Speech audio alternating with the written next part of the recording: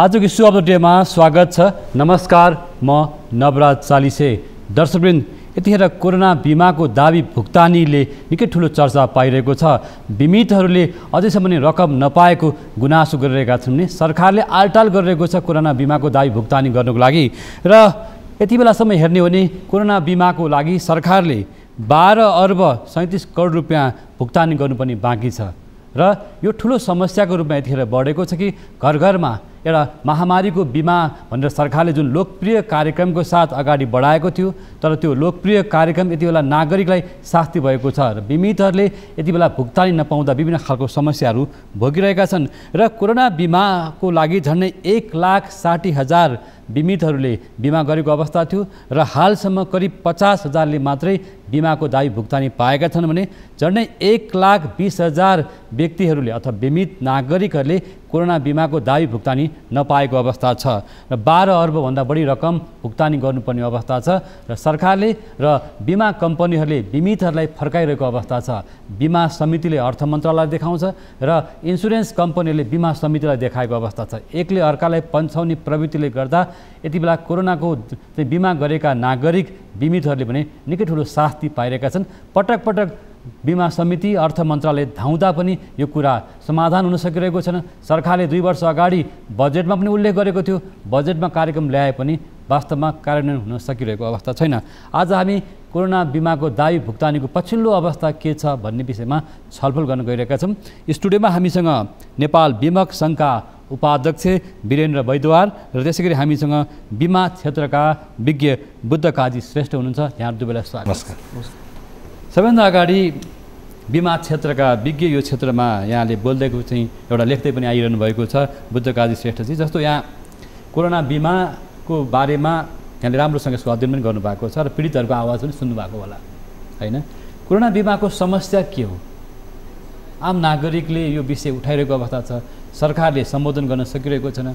बिमा समितिले उसलाई देखाउँछ इन्सुरेन्स कम्पनीलाई, इन्सुरेन्स कम्पनीले बिमा समितिलाई अर्थ मन्त्रालय देखाइरहेको अवस्था छ भने यो आम नागरिक जो हुन कोरोना बिमाको एउटा बिमित नागरिकहरूले कसरी दाबी भुक्तानी पाउने? धन्यवाद नवराजी। जुन यसले समस्याहरू आइरहेको चाहिँ छ, यो समस्याको सम्बन्धमा पहिला त म चाहिँ के त भन्दाखेरि यो समस्याको स्रोतबाटै प्रवेश गर्न म अनुमति चाहन्छु। पहिलो कुरो त यो कोरोना बिमा जुन बिमा समितिले चाहिँ जारी गर्यो, अब एउटा जानकारको हैसियतबाट, एउटा बिमाको जानकार, एउटा अध्ययनकर्ताको हैसियतबाट चाहिँ के लाग्छ भन्दाखेरि यो गलत किसिमबाट चाहिँ कि त्यो बिमा लेख नै जारी गरेको चाहिँ थियो। त्यो बेला समस्या आइरहेको, किनभने हामीले हतारमा यो बिमा लेख जारी गर्यो। बिमाको सिद्धान्तको सामान्यतया के चाहिँ छ भन्दाखेरि चाहिँ अब बिमाले कुनै पनि प्योर रिस्क मात्र चाहिँ के त चाहिँ कभर गर्छ, फन्डामेन्टल रिस्कहरू, स्पेकुलेटिभ रिस्कहरू चाहिँ कभर गर्दैन, होइन? र त्यसै गरी कुनै महामारीबाट हुने, कुनै युद्धबाट हुने, कुनै विकिरणबाट हुने यस्ता किसिमका चाहिँ कुराहरू चाहिँ यसै पनि बिमा लेखमा एक्सक्लुजन गरेको हुन्छ। यो बिमा लेखमा बिमा कम्पनीहरूले पनि र यो पुनर्बिमा कम्पनीहरूले पनि यो अन्तर्राष्ट्रिय मान्यता र अन्तर्राष्ट्रिय सिद्धान्त नै हो। तर मलाई अचम्म लाग्यो कि जबकि कोभिड-19 को चाहिँ के त यो रिस्क महामारी भनेर डिक्लेयर भइसकेको चाहिँ वर्ल्डबाटै डिक्लेयर भइसकेको चाहिँ थियो, WHO बाट डिक्लेयर भइसक्यो, तर नेपालले किन यो जोखिम उठाएर बिमा समितिले चाहिँ बिमा लेख जारी गर्ने निर्णय गर्यो? म त्यसैमा छक्क परेँ। तर पनि त्यहाँ चाहिँ के भनेको थियो भन्दाखेरि धेरैमा 1,50,000 मात्र चाहिँ के त भन्दाखेरि सम्म चाहिँ सम इन्स्योर बिमाङ्क राखेर चाहिँ जारी गर्ने भन्दाखेरि चाहिँ त्यसमा चाहिँ अलिकति चाहिँ मलाई के लाग्यो भन्दाखेरि नेपाल सरकारप्रति र बिमा चाहिँ समितिप्रति चाहिँ मलाई अलिकति किसिमको चाहिँ एउटा चाहिँ सदासहायता के चाहिँ ए देशको चाहिँ नागरिकको प्रति सदासहायता देखाएर यो गरेको होला, केही पनि राहत दिउँ भन्ने किसिमबाट गरेको भन्ने चाहिँ सामान्यतया सोचेँ। तर पनि ठुलो मासमा हुँदाखेरि यो त चाहिँ के भन्दाखेरि रिइन्स्योर गर्न मान्दैन पुनर्बिमा, किनभने बिमाको चाहिँ कुनै पनि अवधारणा अनुसार त पुनर्बिमा बिना चाहिँ के त कुनै पनि सस्टेन हुन सक्ने चान्सै छैन। यो फेरि ठुलो चाहिँ नोक्सानी हुने स्वाभाविक पनि चाहिँ छ यसबाट। मैले किन गरेँ भनेर तर्सेँ, एउटा पोइन्ट त्यो भयो। दोस्रो पोइन्ट के थियो भन्दाखेरि यो जहाँसम्म मलाई लाग्छ चाहिँ बिमाको जानकारी भएको अनुसार चाहिँ यो बिमा लेखको सम्बन्ध चाहिँ नेपालमा कानुनबाट स्पष्ट गरिदिएको चाहिँ छ कि निर्जीवन र जीवन बिमा भनेर, होइन? त यो निर्जीवन बिमासँग सम्बन्धित थिएन, यो जीवन बिमासँग सम्बन्धित थियो। त्यसैले पनि यो बिमा लेख जारी भएको केही समयपछि पनि जीवन बिमाका चाहिँ के त सङ्घहरूले चाहिँ यो बिजनेस हामीलाई पाउनुपर्छ भनेर उहाँले लबिङ पनि गरेका थिए। हालाकि त्यो हुन सकेन, पछि त्योलाई चाहिँ के त स्थायित्व गरेन, होइन? समस्या त्यहीँबाट नै सुरु भएको चाहिँ छ, होइन? र त्यसपछि के भयो भन्दाखेरि चाहिँ यो ठुलो धनराशि भएको हुनाले के गर्ने भन्ने कुरा आएपछि चाहिँ के भन्दाखेरि चाहिँ यसलाई पुलिङ गर्ने भन्यो। पुलिङ पनि के भन्दाखेरि चाहिँ यो इन्सुरेन्स कम्पनी 20वटा चाहिँ नन लाइफ इन्सुरेन्स कम्पनीहरू चाहिँ छ, उनीहरूले पुलिङ गर्ने भन्ने कुरा आयो। तर त्यो पनि मलाई चाहिँ के भने क्षमता हुनसक्ने चाहिँ देखेको थिएन मैले, होइन। त्यो पुलिङलाई भएपछि त्यसपछि अतालेर फेरि बिचैमा चाहिँ के भन्दाखेरि चाहिँ त्यो बिमा समितिले चाहिँ के भन्दाखेरि चाहिँ रोक पनि लगायो, बिचमा नगर्ने भन्यो। तर फेरि अर्थ मन्त्रालयको दबाबमा फेरि यसलाई चाहिँ गर्ने भन्यो, होइन। अर्थ मन्त्रालय त 17-18 को बजेटमा पनि ल्याइयो। एवं रीतिले यसो हुँदै गएपछि यसलाई चाहिँ के भन्दाखेरि पुनर्बिमाले पनि केही बेहोर्ने, गभर्मेन्टले पनि केही बेहोर्ने भनेर गइराख्यो, होइन। तर यो ठुलो राशिहरू हुने चाहिँ थियो, होइन। र त्यो निश्चित चाहिँ थियो। अहिले हाम्रो समस्यामा जहाँ अल्झेको चाहिँ छौँ वास्तविक कुरा त्यही नै हो, किनभने स्टार्टिङ नै गलत भएको हुनाले हो कि। हजुर, बुद्धकाजीले धेरै कुरा उठाइसक्नु भएको छ। यहाँ नेपाल बिमक सङ्घको पनि उपाध्यक्ष हुनुहुन्छ, सिद्धार्थ इन्सुरेन्सको सिओ नै हुनुहुन्छ। यो बिमा क्षेत्रभित्रको यो एक आपसमा आरोप प्रत्यारोप चलिरहेको छ, गुनासो चलिरहेको छ, यो चाहिँ के हो यो वास्तवमा? वास्तवमा यो जुन आरोप प्रत्यारोप भन्दा पनि बिमा जुन हामीले सामान्य अर्थमा बुझ्छौँ त्यो कोरोना बिमा एउटा सामान्य बिमा करार चाहिँ थिएन। यो चाहिँ असामान्य र विषम परिस्थितिको बावजुदमा एउटा चाहिँ तात्विक त्यो बेलामा चाहिँ केही सरकारवालाहरूले मिलेर चाहिँ एउटा एरेन्जमेन्ट गरेको। अघि उहाँले भनिसक्नु भएको छ यो यसको पुनर्बिमाको सपोर्ट पनि थिएन। तर हामीले के बुझ्नु पर्यो भने त्यो असामान्य अवस्थामा बिमाले कसरी चाहिँ भोलि ठुलो दायित्व चाहिँ आयो भने त्यसलाई भुक्तानी फर्चौट गर्ने त भन्ने त्यसको लागि एउटा संयन्त्र बनाइएको थियो। त्यो संयन्त्र भनेको चाहिँ बिमा कम्पनीहरू र बिमा समिति, नेपाल पुनर्बिमा कम्पनी र चाहिँ नेपाल सरकार, यो बिचमा दायित्वको बाँडफाँड भएको थियो। र वास्तवमा अहिले बिमा कम्पनीहरूले त्यो दायित्वबाट चाहिँ अहिले पनि आजको दिनमा पनि उनीहरूले चाहिँ पछाडि हटेको अवस्था चाहिँ छैन। हामी सम्पूर्ण चाहिँ दाबीकर्ताहरूलाई भुक्तानी गर्नुपर्छ, गर्छौँ पनि। तर चाहिँ जसले चाहिँ दायित्व बाँडफाँडमा चाहिँ आफ्नो चाहिँ जिम्मेवारी लिनुभएको थियो उहाँहरूले पनि अगाडि बढेर चाहिँ आफ्नो कर्तव्य चाहिँ निर्वाह गर्नुपर्ने आवश्यक देखिएको छ। अहिले त्यहाँ चाहिँ केही बिमा कम्पनीहरूले किन यो दाबी भुक्तानी गरिरहेको अवस्था छैन त? अनि त्यही त मैले अहिले तपाईँलाई भनिहालेँ, त्यो दाबी भुक्तानी गर्न एउटा स्रोतको खाँचो छ। जस्तो अहिले पनि हामी के देख्छौँ भने सरकार यो बिमा बापतको 12 अर्ब 37 करोड रुपियाँ भुक्तानी गर्नुपर्ने अवस्था छ, होइन। यति ठुलो रकम एकले अर्कालाई पन्छाउने चाहिँ अवस्था देखियो नि त। अनि यो पन्छाउने अवस्था नै होइन, यो चाहिँ किनभने दायित्व स्वीकार्ने अवस्था हो। यो मैले अघि भनिसकेँ तपाईँलाई, यसलाई दायित्व कसले स्वीकार्ने भन्ने कुरा संयन्त्रमा उल्लेख गरिएको छ। जुन 12 अर्ब त भुक्तानी हुनु बाँकी हो, तर कुल चाहिँ 17 अरब जति चाहिँ करिब कोरोनाको दाबी हो। त्यसमा अब तपाईँलाई चाहिँ विभिन्न पत्र पत्रिकामा आइसकेको छ करिब 3.5 अर्ब रुपियाँसम्मको चाहिँ बिमा समिति र नेपालका निर्जीवन बिमा कम्पनी र चाहिँ नेपाल पुनर्बिमा कम्पनीले दायित्व बाँडफाँड गरेको अवस्था छ। त्यसपछि चाहिँ जति पनि बाँकी भएको दायित्व नेपाल सरकारको जुन दायित्वमा पर्न आउँछ। र अहिलेको तपाईँले केही तथ्याङ्कमा हेर्ने हो भने 3.5 अर्ब भन्दा बढी चाहिँ 5 अर्बसम्मको त दाबी भुक्तानी भइसकेको अवस्था छ। भनेपछि बिमा कम्पनीहरूले आफ्नो स्रोतबाट पनि भुक्तानी गरेको अवस्था छ।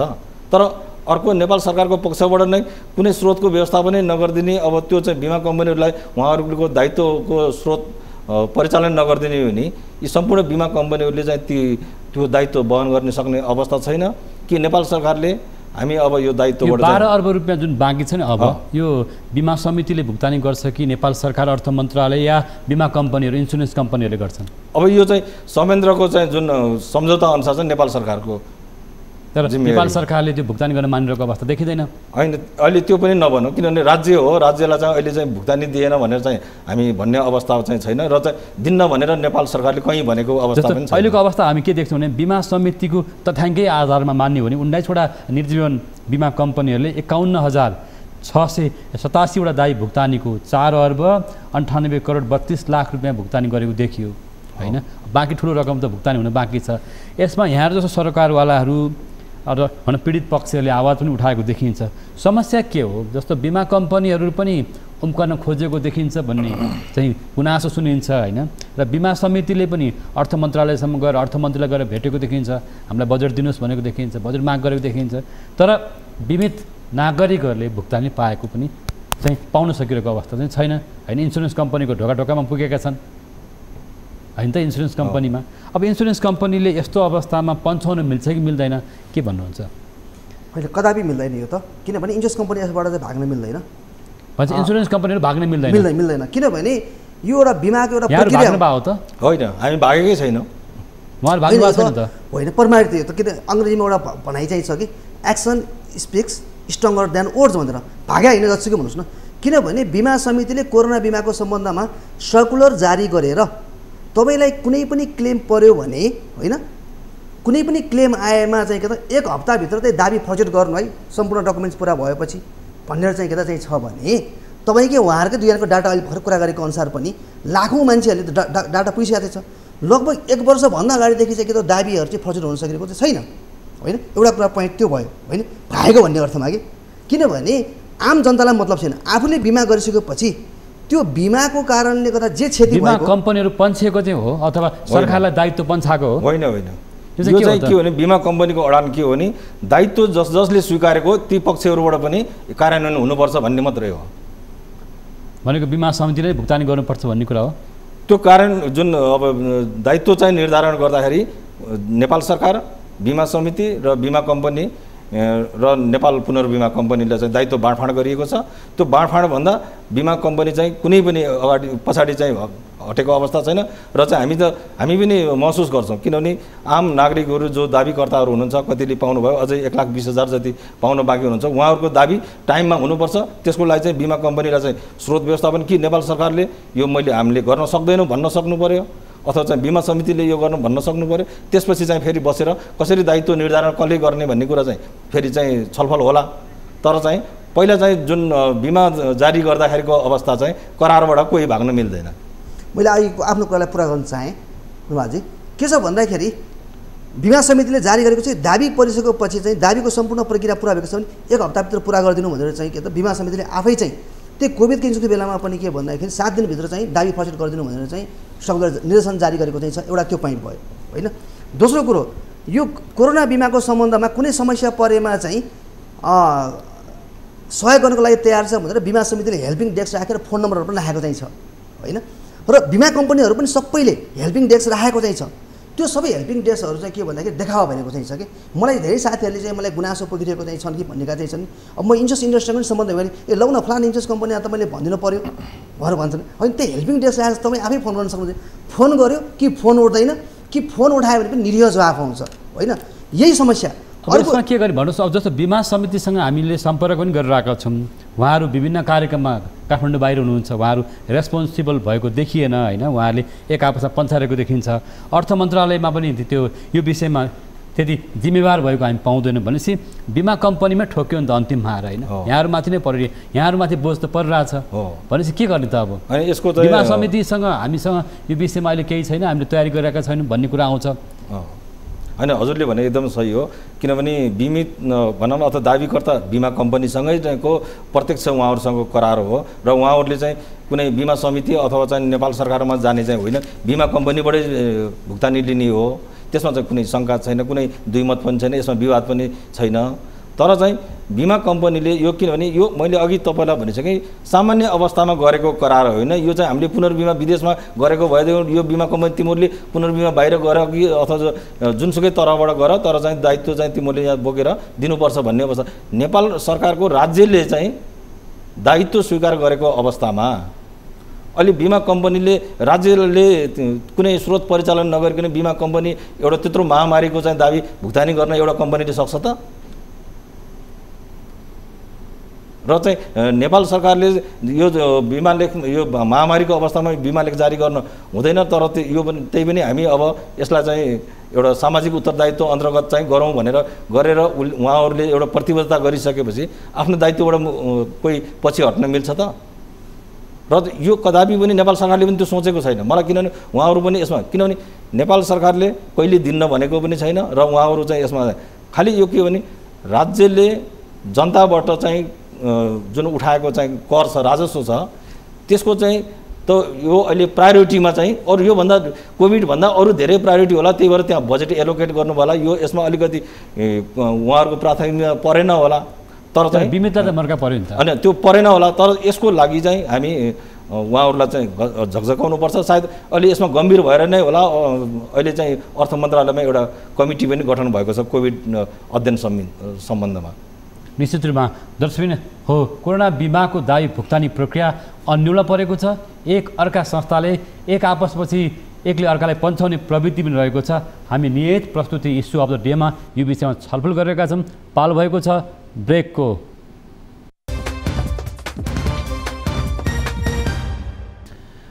ब्रेकपछि यहाँलाई फेरि पनि स्वागत छ। हामी हाम्रो नियमित प्रस्तुति इस्यु अफ द डेमा कोरोना बिमाको दावी भुक्तानी प्रक्रिया र अन्यलताको बारेमा कुराकानी गरिरहेका छौँ। स्टुडियोमा हामीसँग नेपाल बिमक सङ्घका उपाध्यक्ष तथा सिद्धार्थ इन्सुरेन्सका प्रमुख कार्यकारी अधिकृत वीरेन्द्र वैद्यवार र बिमा क्षेत्रका विज्ञ बुद्धकाजी श्रेष्ठ हुनुहुन्छ। यहाँलाई फेरि स्वागत छ। अघि बुद्धकाजीले धेरै कुरा उठाउन खोजिरहनु भएको थियो। यो पीडितहरूले निकै शास्ति पाएको अवस्था छ होइन। अब कहाँ जाने, कसरी पाउने, जम्मा 50,000जनाले जम्मा पाएका छन्। झन्डै 1,20,000 बिमितहरूले नपाएको अवस्था छ। 12 अर्बभन्दा बढी भुक्तानी गर्नुपर्ने अवस्था छ। र अर्थ मन्त्रालयले भर्खरै पनि अर्थ मन्त्रालयका वित्तीय व्यवस्थापन महाशाखा प्रमुख रमेश कुमार केसीको संयोजकत्वमा राजस्व महाशाखा प्रमुख भूपाल बराल र बजेट महाशाखा प्रमुख चक्रबहादुर बुढाको समिति बनेको छ, एउटा संयोजकत्व बनेको छ। र बिमा समितिले यसमा पहल गर्न सकेन अथवा बिमा जति पहल गर्नुपर्थ्यो भन्ने पनि आएको छ, त्यो आउन सकिरहेको छैन। अहिले भर्खर पनि बिमक सङ्घका उपाध्यक्षज्यूले पनि भनिसक्नु भएको छ, एउटा समिति बनेको छ, अब प्रक्रियाहरू अगाडि बढ्ला भन्ने कुरा छ। र गुनासो चाहिँ बिमा कम्पनीहरूलाई पनि छ, इन्सुरेन्स कम्पनीहरू सबैले जुन खालको क्लेमको एउटा भुक्तानी गर्नुपर्थ्यो त्यो गरिरहेको अवस्था छैन। केही इन्सुरेन्स कम्पनीहरूले गरेका पनि छन्, केहीले चाहिँ पन्छाएका अवस्था छ भन्दै गर्दाखेरि यहाँले के कसरी हेर्नु भएको छ? धन्यवाद। सर्वप्रथम त मलाई ढिलो गरी चाहिँ कार्यक्रममा चाहिँ आमन्त्रण गरेको हुँदाखेरि म ढिलो गरी चाहिँ एउटा बिमा समितिको साइटतिर हेर्न गएँ। कोभिडको सम्बन्धमा एउटा डाटा चाहिँ उद्घाटन गर्न चाहन्छु। बिमा समितिको चाहिँ के त चैत्र 30 गते सोमबारसम्मको एउटा डाटा रहेछ। त्यसमा चाहिँ के भने डकुमेन्टेड कम्प्लिटेड फाइल्स भनेर 91,673 रहेछ बिमा समितिको वेबसाइटमा, यो जुन कोभिडको लागि गरेको। र अहिलेसम्म एप्रुभ भएको पेमेन्ट चाहिँ 60,587 रहेछ। त्यसो भन्नाले 5,85,15,00,000 रुपियाँ चाहिँ पेमेन्ट भइसकेको देखियो।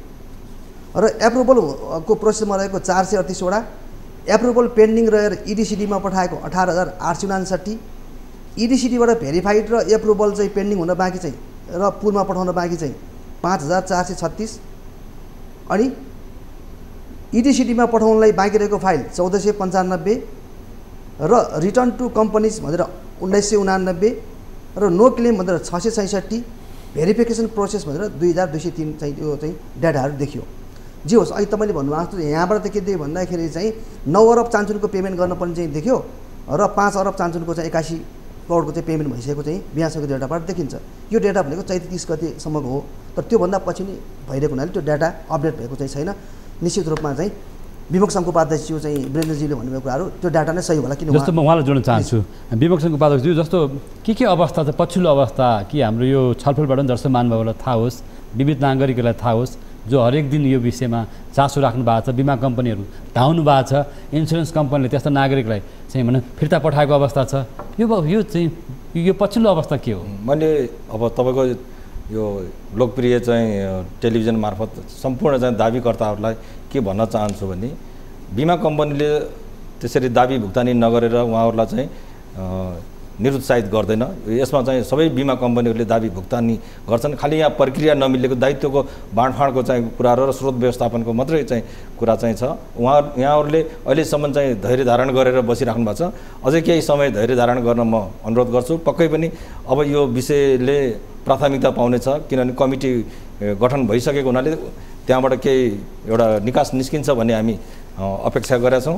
र इनकेस जस्तो किसिमको आए पनि बिमा दाबीकर्ताहरूलाई यसरी लामो समयसम्म अन्यलमा राख्नुभन्दा यसको वैकल्पिक बाटो एउटा नेपाल सरकार अथवा अर्थ मन्त्रालयबाट केही सुझाव आयो भने बिमा कम्पनी र चाहिँ बिमा समितिहरू बसेर केही निकास निकाल्न चाहिँ हामी जहिले पनि तयार छौँ।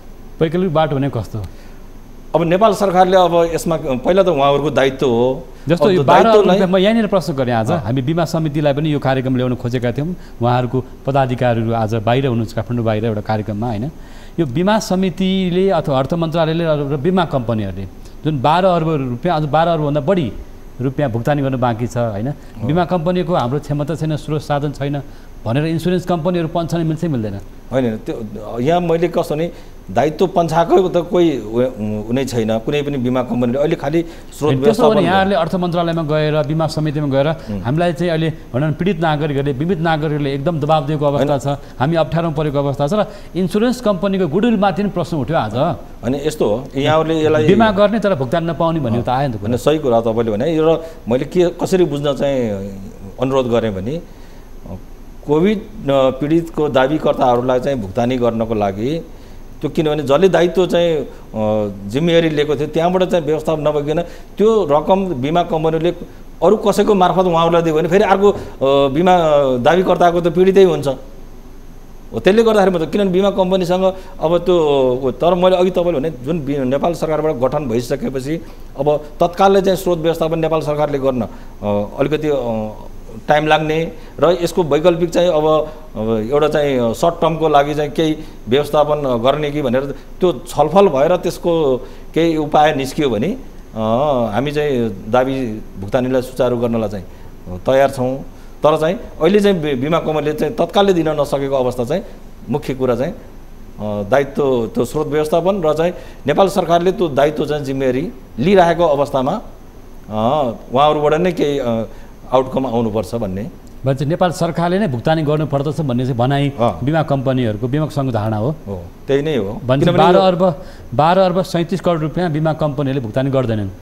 अनि अहिले तत्कालै गर्ने अवस्था त छँदै छैन किनभने त्यो मैले अघि भने त्यो अवस्था त्यो भुक्तानी गर्यो भने कुनै दाबीकर्ताको रकम रोकिने हो भने यसको जिम्मेवारी भुक्तानीको दायित्व नेपाल सरकारले लिनुपर्दछ भन्ने नै कुरा रह्यो। अनि यसमा चाहिँ किनभने नेपाल सरकारले दायित्व लिएको पनि हो, अहिलेसम्म ब्याक भएको अवस्था पनि छैन, खालि अहिले भुक्तानीको मात्रै। बिमितहरू त भोलि तपाईँहरूकोमा आउँछन् नि त, आउनुहुन्छ। त्यो त हामी उहाँहरूलाई त जहिले पनि नआउनु भनेर त भनेकै छैनौँ र दायित्व तपाईँको चाहिँ कहिले हामी इन्कार गरेको छैनौँ। खालि यो चाहिँ भुक्तानीको लागि चाहिँ केही समय लागेको मात्रै हो।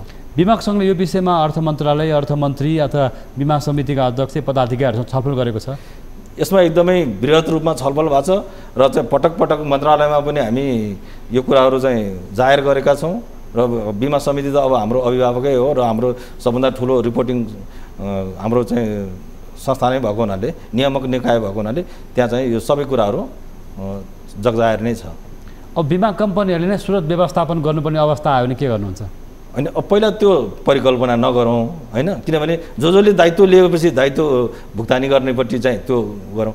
अब त्यो भोलि चाहिँ त्यस्तो अवस्था आयो भने त्यो बेलामा चाहिँ त्यही बेलामै फेरि हामी छलफल गरेर यो किनभने तपाईँले भने जस्तै 12 अर्ब चाहिँ मा सबै त्यो के अरे बिमा कम्पनीहरूले भुक्तानी गर्न सक्दैनन् भन्ने अवस्था पनि छैन किनभने धेरै ठुलो भुक्तानी त तपाईँको निजामती कर्मचारीहरूको चाहिँ नेपाल राष्ट्रिय बिमा कम्पनीमै छ। करिब 5 अर्ब रुपियाँ जति चाहिँ त्यही नै बाँकी छ होइन अरूको बिमा कम्पनी। तर यो बिमा कम्पनीहरूमा कति भुक्तानी गर्नुपर्ने अवस्था छ? कुन निजी बिमा कम्पनीमा अब त्यो 12 अर्बमा 5 अर्ब घटाउने करिब 7 अर्ब जति हुन आउँछ। करिब 7 अर्ब मात्रै होइन? अनि 7 अर्ब रुपियाँ त भुक्तानी गर्न सक्नु होला नि त? होइन, यो यहाँहरूले के बुझ्न आवश्यक भयो भने त्यो 7 अर्ब बिमा कम्पनीले भुक्तानी गर्न नसक्ने भनेर चाहिँ त्यो होइन, किनभने नेपाल राज्यले बोलेको कुरा एउटा आंशिक रूपमा भए पनि त स्रोत त व्यवस्थापन गरेर त्यसलाई प्रक्रियामा त लगिदिनु पऱ्यो नि। यसको लागि तपाईँहरूले पनि दबाब दिइरहनु भएको छ, पछिल्लो अवस्था के छ? जस्तो यहाँहरू बिमा समितिको रेस्पोन्स कस्तो पाउनु भएको छ? उहाँले भन्नुभयो प्रश्न रूपमा यो दायित्व सरकारले लिनुपर्दछ कि एउटा महामारीमा ल्याएको बिमा कार्यक्रम हो, सरकारले लोकप्रिय कार्यक्रमको साथ ल्याएको हुनाले अब सरकारले बिमा समिति अथवा अर्थ मन्त्रालय बिचको पनि एउटा छलफल चलिरहेको छ तर भुक्तानी हुन एकदम ढिला भइसकेको अवस्था छ होइन? अब यसमा यस्तो दबाब चाहिँ के त हामीले भन्दा पनि तपाईँहरू जस्तो पत्रकार चाहिँ विद्वत वर्गबाट भइरहेको हो होइन। अब हामी जनताहरू त चाहिँ के व्यक्तिगत भएको निरीह हुन्छौँ होइन। जनताको आवाजहरू पत्रपत्रिकामा तपाईँहरू पत्रकारहरूले नै बोल्दिने हो, कुनै सङ्घ संगठनले बोल्दिने हो होइन। अब अहिले यसको चाहिँ के भन्दाखेरि जिम्मेवार हामीले इन्सुरेन्स कम्पनी बिमा कम्पनीहरूलाई भन्नुभन्दा पनि इन्सुरेन्स कम्पनी आफैले यसको चाहिँ जिम्मेवार लिनुपर्छ किनभने आम जनता आम नागरिकले कुरा बिमा कम्पनीले जिम्मेवार लिनुपर्छ नि दिनै पर्दैन, दिने कुरै लिनैपर्छ। किन लिनुपर्छ भन्दाखेरि पन्छन् मिल्दैन भन्ने कुरा आयो मिल्दैन नि। आम नागरिक यो बुझ्दैन, उहाँहरूले त्यसलाई बिमा गरिसकेपछि ऊ त इन्सुरेन्स कम्पनीसँग टच हुन्छ कि सामान्य नागरिकहरू हामी सबै सामान्य नागरिक भनेर बुझौँ र हामी त्यो सबैले यो कुरा भाषा बुझ्दैन। उहाँहरूले कसरी पुलिङ गर्नुहुन्छ, कसरी इन्सुरेन्स गर्छ, कसरी त्यो मतलब भएको त्यो बिहाइन्ड द स्क्रिन पर्दा पछाडिको कहानीहरू कुराहरू हुन्, विद्वता कुराहरू। उहाँहरूले चाहिँ त्यो बिमा चाहिँ के त चाहिँ गरिसकेपछि जुन कुरा कभर गरेको चाहिँ छ होइन, त्यो कारणले क्षति भइसकेपछि त्यसको नोक्सानीको क्षतिपूर्ति उचित समयभित्र दिनुपर्छ। दिउँला भनेर आश्वासन दिएर बाँच्नु हुँदैन, किनभने मृत्युपछि चाहिँ के त औषधि दिएर कुनै मतलब छैन। लगनपछिको पोते जस्तो हुन पुग्छ। यो के मतलब भयो त? यो चाहिँ संयन्त्र गठन गर्दै चाहिँ छ, यहाँबाट यति पैसा आउनु पर्ने, यहाँबाट आए दिन्न, यसो भन्यो भने एउटा बिमा इन्डस्ट्री धराशायी हुन्छ। बल्ल बल्ल नेपालमा चाहिँ बिमा इन्डस्ट्रीमा चाहिँ बिमा सचेतना बढ्दै चाहिँ छ।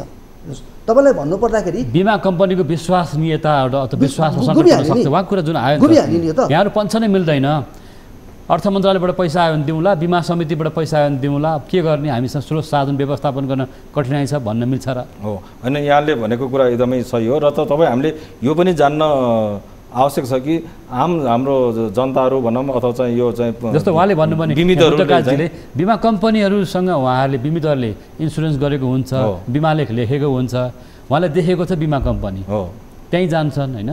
तर उहाँले पन्छाउन त मिल्दैन, भाग्न मिल्दैन। मैले के बिमा कम्पनीहरू चाहिँ भागिरहेका छन् अथवा चाहिँ दायित्व स्वीकार नगरेको अवस्था छ भनेर त भनेको छैन। सबै कम्पनीले दायित्व, खालि भुक्तानी प्रक्रिया रोकिएको मात्र न हो, भुक्तानी प्रक्रिया रोकेको हो, ढिलो भइसक्यो नि। ढिलो त अब स्वाभाविकै भयो। अब र चाहिँ जुन अहिले हाम्रो मित्रले चाहिँ भन्नुभयो, तपाईँ हामी जस्तो चाहिँ एउटा विद्युत वर्गले यो चाहिँ कोरोना बिमाको चाहिँ सामान्य अवस्थामा गरेर चाहिँ के गरे बिमितहरूलाई चाहिँ झुकाएको अवस्था होइन। यो बिमाको करार सिर्जना गर्नमा चाहिँ कसको चाहिँ हात चाहिँ छ त? हो, त्यो कुरा त यो किनभने सामान्य अरू बेलामा जस्तो एउटा चाहिँ घरको बिमा गरे जस्तो, एउटा सवारी साधनको बिमा गरे जस्तो अवस्थाको बिमा हो र? त्यो कुरा त तपाईँ हामीले एउटा आम संसारमा एउटा भन्दाखेरि चाहिँ त जनतालाई दिग्भ्रमित बनाउने कुरा त भएन नि। यो कुरा चाहिँ विषम परिस्थितिमा विभिन्न चाहिँ पक्षहरू मिलेर उ गरेको थियो। यहाँ चाहिँ किनभने खालि बिमा कम्पनी मात्रै यसको चाहिँ एकपक्षीय रूपमा चाहिँ दोषी छन् भन्ने साँच्चै तपाईँ हामीले त्यही बुझ्या हो त? त्यसो भने बिमा कम्पनी एकपक्षीय थियो भने किन उनीहरूले 3.5 अर्ब रुपियाँ मात्रै तिरे पुग्नेमा चाहिँ 5 अर्ब भुक्तानी गरे त? आज चाहिँ बिमा कम्पनीले 1.5 अर्ब रुपियाँ आफ्नै स्रोतबाट भुक्तानी गरेको कुरा के हामीले बिर्सन मिल्छ? किनभने हामी चाहिँ त किनभने अहिले चाहिँ उहाँहरूले भने जस्तै बिमाको जुन विश्वासको वातावरण चाहिँ एउटा चाहिँ आम नागरिकमा चाहिँ ल बिमाले चाहिँ भोलि परेको बेलामा भुक्तानी गर्छ है भन्ने त्यसलाई चाहिँ मेन्टेन गर्नको लागि, त्यसलाई चाहिँ हामी जहिले पनि उहाँहरूसँग चाहिँ अविच्छिन्न चाहिँ सम्बन्ध राख्नको लागि नै आफ्नो स्रोतबाट चाहिँ त्यो भुक्तानी गऱ्यौँ नि। तर चाहिँ तपाईँले जहाँबाट चाहिँ अब त्यो कुनै एकदमै अदृश्य शक्तिबाट चाहिँ त्यो हजुरको जुन हामीले रकम पाउने अपेक्षा गरेको भए पनि ल त्यो हामीलाई थाहा छैन, राज्यले चाहिँ बोलेको कुरा हो। अब बरु चाहिँ तपाईँहरू, म त आम तपाईँहरू जस्तो संसारको मान्छेले भन्छ ए बाबु बिमा कम्पनीले यी भुक्तानी गर्यो भने नेपालमा भएका चाहिँ यी भोलि बिमा कम्पनीहरू चाहिँ को आर्थिक अवस्था चाहिँ अलिकति खराब हुने अवस्थामा त्यो नेपाल सरकार ठुलो हेरेर बस्ने अथवा चाहिँ कि बिमा कम्पनी चाहिँ भोलि बन्द भयो अवस्थामा के जनताले चाहिँ साँच्चै बिमाको सेवा चाहिँ सर्वसुलभ पाउँछ नि त? गम्भीर प्रश्नहरू उठिरहेको छ। बिमा कम्पनीहरूले सबै रकम भुक्तानी गर्न सक्ने अवस्था, स्रोत साधनको अवस्था पनि छैन र सरकारले लोकप्रिय कार्यक्रमको साथ ल्याएको कार्यक्रमबाट सरकार पछि हट्न मिल्दैन भन्ने यहाँको जुन तर्क रह्यो, के भन्नुहुन्छ अन्तिममा छोटकरीमा? अब यस्तो छ, अहिले तपाईँहरू अब के गर्नुहुन्छ? अहिले यस्तो छ, अब बडो चाहिँ दुःखद कुरा चाहिँ छ। हजुरलाई जानकारी गराउनु पर्दाखेरि अहिले हाम्रो बिमा क्षेत्रको चाहिँ रेगुलेटरी बडी बिमा समितिले के त यो वर्षलाई चाहिँ के भन्दाखेरि चाहिँ दाबी भुक्तानी वर्ष भनेर चाहिँ के त मनाउँदैछ होइन। दाबी भुक्तानी वर्षमा अरू कुराहरू समेट्न खोजेको, वास्तवमा यो कोरोनाको बिमा दाबी मात्रै प्रस्तुत गर्न सक्यो भने उहाँहरूको कार्यक्रम सफल भएको मानिन्छ। उहाँहरूको चाहिँ जुन यो वर्षको स्लोगन भने अर्को बिमा समिति चाहिँ के गरिरहेको छ भन्दाखेरि अहिले प्रदेशमा नगरमा गाउँमा चाहिँ बिमाको सचेतना कार्यक्रम बढाउन अगाडि बढेको छ। अहिले भर्खर तपाईँले भन्नुभयो कि उहाँहरू अहिले त्यही कार्यक्रम अन्तर्गत व्यस्त हुनुभएको होइन। एकातिर चाहिँ कन्ट्राडिक्सन्स भइरहेको छ कि सचेतना बढाउन मात्र अगाडि बढेको चाहिँ छ। एउटा कुरा चाहिँ जस्तो जो जनताहरू बिमाको दायराभित्र आयो, बिमाको विश्वसनीयताभित्र आयो, तिनीहरूलाई पनि विश्वासता बाँड्न सकेन। यसले चाहिँ के त एउटा चाहिँ बिमा कम्पनीहरू, बिमा समिति र राज्यले ठुलो एउटा चाहिँ के त स्थिति चाहिँ के त गुमाइरहेको चाहिँ छ कि हस् विश्वसनीयता गुमाइरहेको चाहिँ छ। अन्तिममा के भन्नु खोज्नु भएको हो? दाबी भुक्तानी हुन्छ होइन, यति बुझ्नु? दाबी भुक्तानी हुन्छ, त्यसमा चाहिँ सम्पूर्ण चाहिँ दाबीकर्ताहरूलाई एउटा चाहिँ धैर्य धारण गर्न म अनुरोध गर्छु र यो चाहिँ धेरै लामो विषय के अरे समयसम्म यसरी अन्यलको स्थिति राख्न हुँदैन। यसका चाहिँ सरकार पक्षहरू सम्पूर्ण मिलेर यसको निकास चाँडैभन्दा चाँडै चाहिँ दिनुपर्छ भन्ने मेरो चाहिँ यसको लागि धारणा हो। यो हस्, यहाँको प्रतिबद्धताको लागि पनि धन्यवाद। हस्, धन्यवाद। र यहाँको एउटा चाहिँ खबरदारीको लागि पनि धन्यवाद। आज हामीसँग स्टुडियोमा यो कोरोना बिमाको दायी भुक्तानीका विषयमा नेपाल बिमक सङ्घका उपाध्यक्ष तथा सिद्धार्थ इन्सुरेन्सका प्रमुख कार्यकारी अधिकृत वीरेन्द्र वैद्यवार हुनुहुन्थ्यो भने त्यसरी बिमा क्षेत्रका विज्ञ बुद्ध काजी श्रेष्ठ हुनुहुन्थ्यो। यहाँहरू दुवैको समय र विचारको लागि धन्यवाद। दर्शकवृन्द, हामी कोरोना बिमाको मुद्दा यो विषयवस्तु अझै सकिएको छैन, यो विषयमा अझ खबरदारी गर्नेछौँ। आगामी दिनहरूमा आगामी कार्यक्रमहरूमा नि यो विषयमा अझ बहस पैरवी नै गर्नेछौँ। यति भन्दै आजको इस्यु अफ द डेको समय पुरा भएको छ। हामी बिदा माग्छौँ। नमस्कार।